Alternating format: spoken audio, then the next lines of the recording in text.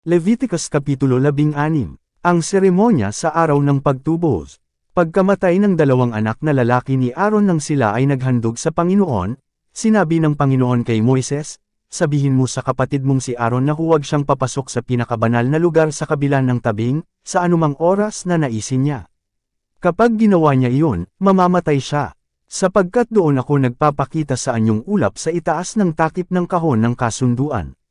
Ito ang utos ng Panginoon na gagawin ni Aaron sa araw na papasok siya sa pinakabanal na lugar. Magdadala siya ng batang toro bilang handog sa paglilinis at lalaking tupa bilang handog na sinusunog. Kinakailangang maligo muna siya at pagkatapos, isuot niya ang kanyang damit pampari na purong linen, pangilalim na damit na tatakip sa kanyang kahuberan, ang kanyang sinturon, ang turban na linen, at ang kanyang panlabas na damit.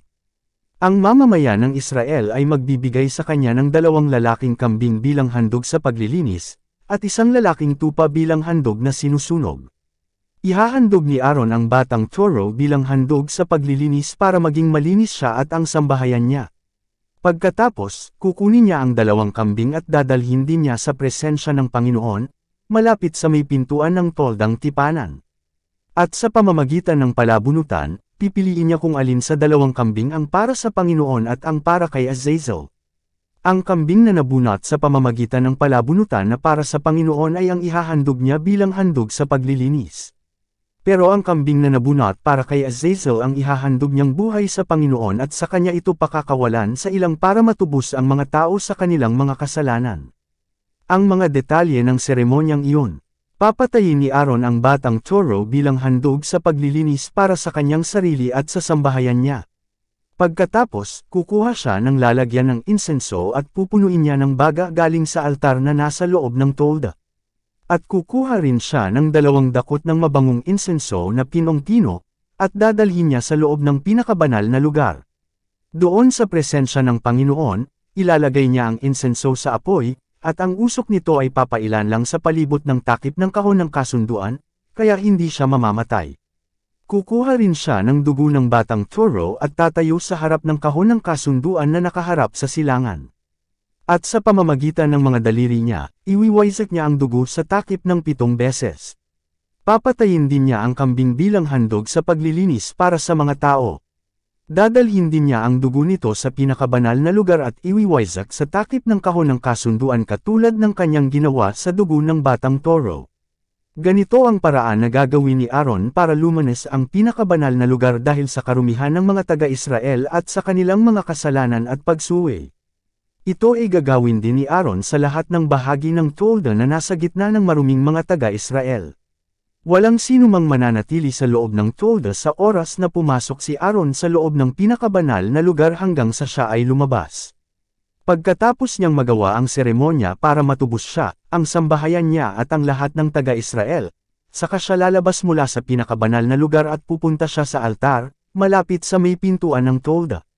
Kukuha siya ng dugo ng baka at ng kambing na inihandog at ipapahid sa parang sungay sa mga sulok ng altar para iyon ay linisin.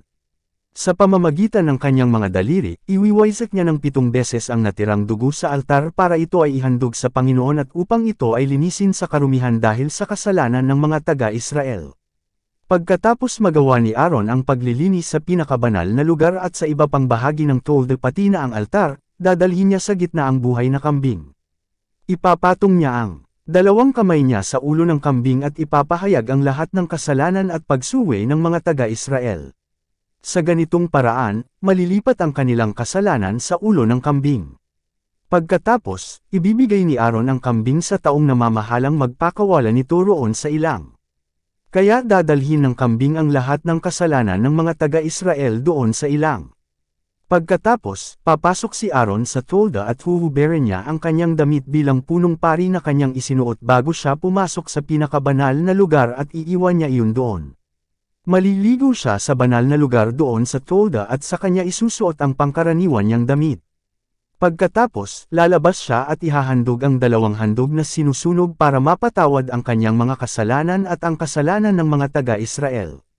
Susunugin din niya sa altar ang mga taba ng hayop na iniaalay bilang handog sa paglilinis. Ang taong nagpakawala ng kambing sa ilang para kay Azazel ay kinakailangang maglaba ng kanyang damit at maligo bago siya bumalik sa kampo. Ang mga natirang bahagi ng baka at kambing na ang dugo ay dinala sa pinakabanal na lugar para sa paglilinis ay kailangang dalhin sa labas ng kampo at sunugin. At ang taong magsusunog nito ay kinakailangang maglaba rin ng kanyang damit at maligo bago siya bumalik sa kampo. Ito naman ang mga tuntuning dapat gawin ng mga katutubong Israelita at mga dayuhang naninirahang kasama nila, at ito ay dapat sundin magpakailanman. Sa ika-10 araw ng ika-7 buwan, dapat silang mag-ayuno at huwag magtrabaho, katulad ng araw ng pamamahinga. Sapagkat sa araw na yun gagawin ang seremonya ng pagtubo sa kanilang mga kasalanan para sila ay maging malinis sa presensya ng Panginoon.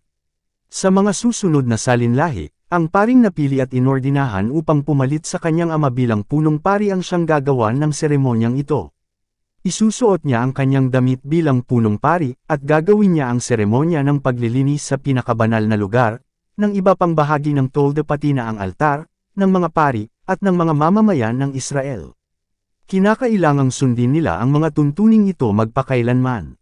At ito ay gagawin nila minsan sa 1 taon. At ginawa ito ayon sa iniutos ng Panginoon kay Moises.